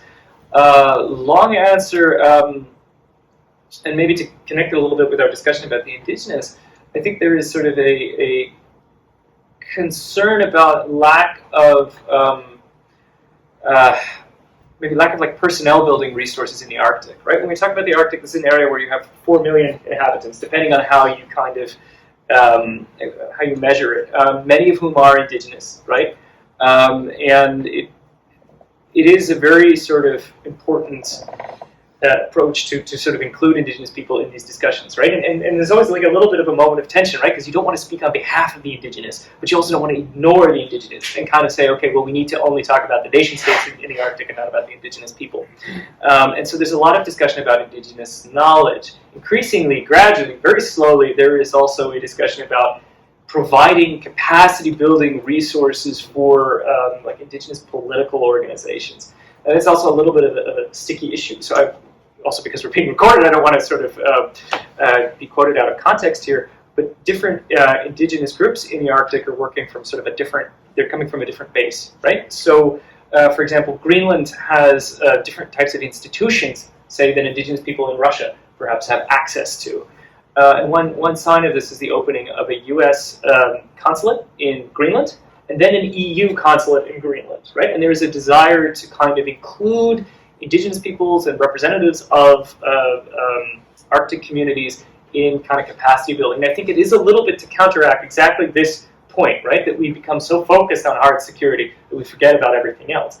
Now, the truth is, I think our attention span in the Arctic kind of shifts back and forth. There's a scholar here at Stockholm University who's been doing research on this, and unfortunately I can't remember her name at the moment, but it'll come to me in the middle of the night. I'm sure I'll be like, oh, it was so and so. You guys know how this goes. But she measured references to the Arctic in the media, sort of over time, right? And what she found was when there are these sort of like disastrous moments, like in 2007, which really, I mean, like you go to like the meetings about scientist meetings about the cryosphere, and you walk out of those meetings with the feeling of like imminent apocalypse, right? 2007 was Russia planted its flag in the Arctic seabed. Right. That's like a big moment in Arctic security geopolitics. Right, and also in the extent of the ice sheet, right? Like that was the minimum. That was the record year where everybody was, concerned about many things. Yeah. Yeah, and then the record was broken in 2012, and we're on track to break it again in 2023 or 2024. Like the situation there is from a climate change perspective, quite serious, right? For us as open, pluralistic societies, we need to respond to what our people, to what our populations want, right? And if their attention shifts to different areas, governments are kind of required to respond to that, but also to kind of keep like a long-term view. So American officials have already started warning about what they call Ukraine fatigue, right? The populations in Europe have been very enthusiastic, or not just in Europe, but elsewhere, right? Have been very enthusiastic about supporting the Ukrainians, but that over time, other concerns will kind of take over. And this is a little bit what I was trying to get at before, right? That as we go forward, and particularly as more people become enfranchised, because we talk a lot about democracy being under threat, and it's true. Many democratic societies are noting sort of institutional regression. At the same time, though, there is an enfranchisement of more people, certainly on like a generational basis, right? Which is something to keep in mind. There's a little bit of a paradox there, right? So I think it is I think things like the U.S. strategy on the Arctic that try to highlight different areas are a step in the right direction. But you're absolutely right, there is a risk of sort of backsliding. Now, and also, like, I think it's also important to think that, like, it's not that now, like, because when we're doing research now on the Arctic Council, I'm doing research on the Arctic Council on legitimacy and its effectiveness, we are looking, of course, at what happened now in Russia and Ukraine, but we're not saying, like, now it's done, like, this is the defining moment. Like, it's not that now everything will change. Like, it's cooperation, environment, science, it's still important in the Arctic. Like, no one is going there now and starting to extract resources, doing military Of course, there's more military presence. Like, I think you see that. Like, I think the U.S. was also increasing its presence. I think I saw in the news recently something. But it's not that now everything has shifted away. And that's really... I think it's really dangerous. Like, we should definitely not start to say that hard security is in the Arctic. Of course, it's not isolated from hard security, but it's like, that's the danger, because it's such a precious, fragile system. Yeah. It's so fragile. That's why it's like, we cannot let it be like only security now, basically. Absolutely, I absolutely agree. Maybe another point to be made here, and I'm kind of trying to respond to your points as well. I'm trying to like segue into your points as well. Is, we hear all this about increased U.S. and Russian spending in the Arctic, and then kind of the spin is a little bit, oh, the Americans are reacting to the Russians, we have to do it because they do it, and then the Russians say, oh, look, the Americans are doing it, so we have to defend ourselves, etc.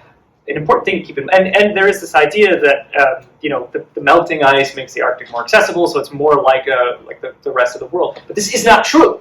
Yeah, this is not true. One of the most important things when we talk about climate change is the recognition that we are going from a more stable system to a more chaotic system, meaning that year-to-year conditions will be different. Now, a lot of the spending in the Arctic, it is true that the Russians and the Americans are spending more money in the Arctic.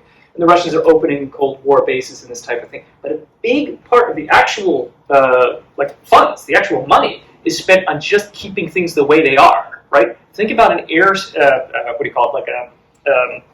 an air base, right, with different runways for airplanes. The length of which is really important because the type of airplane, lets you kind of project power further afield or further away, right, into the other side's backyard.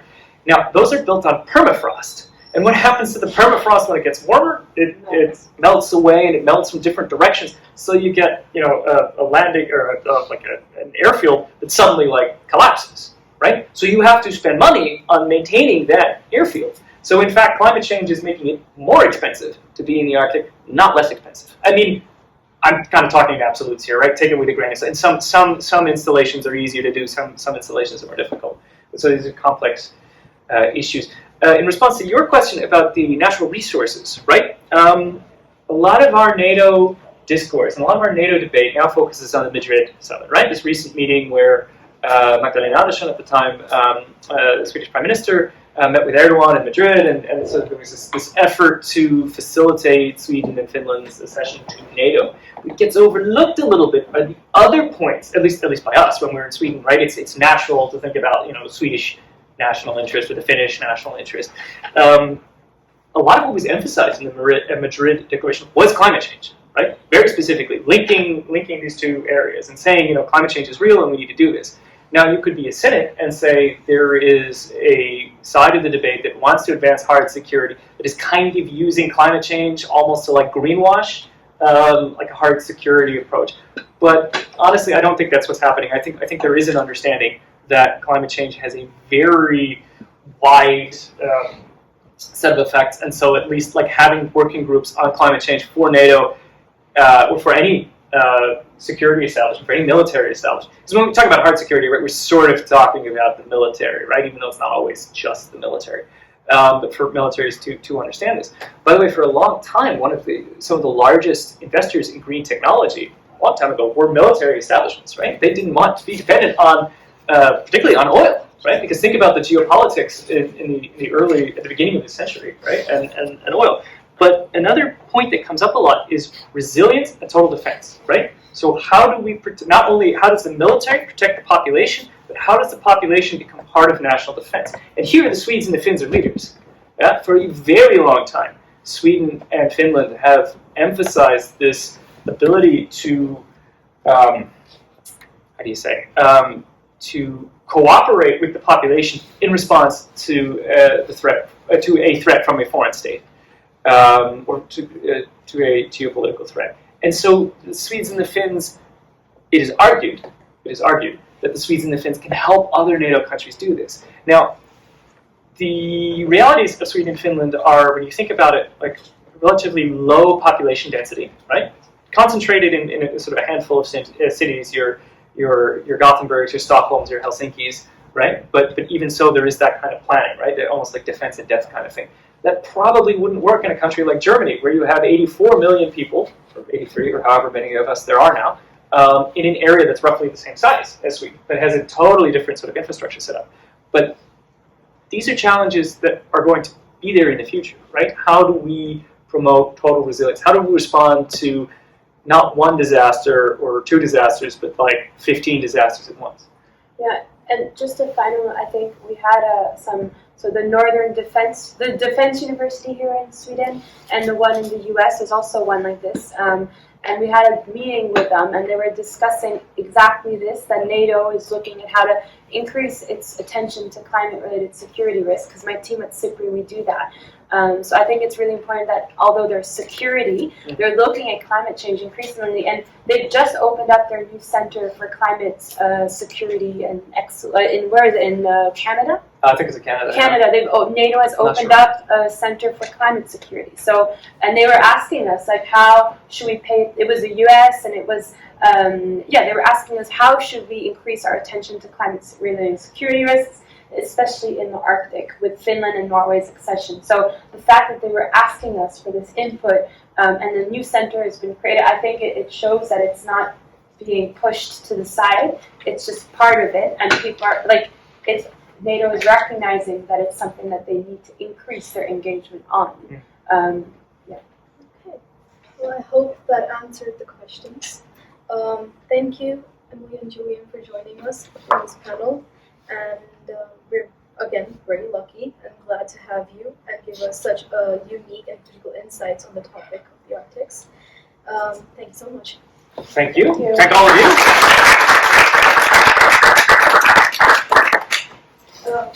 Just a second. So we heard something about lunch, too. Yes. It's Getting us We're inviting ourselves.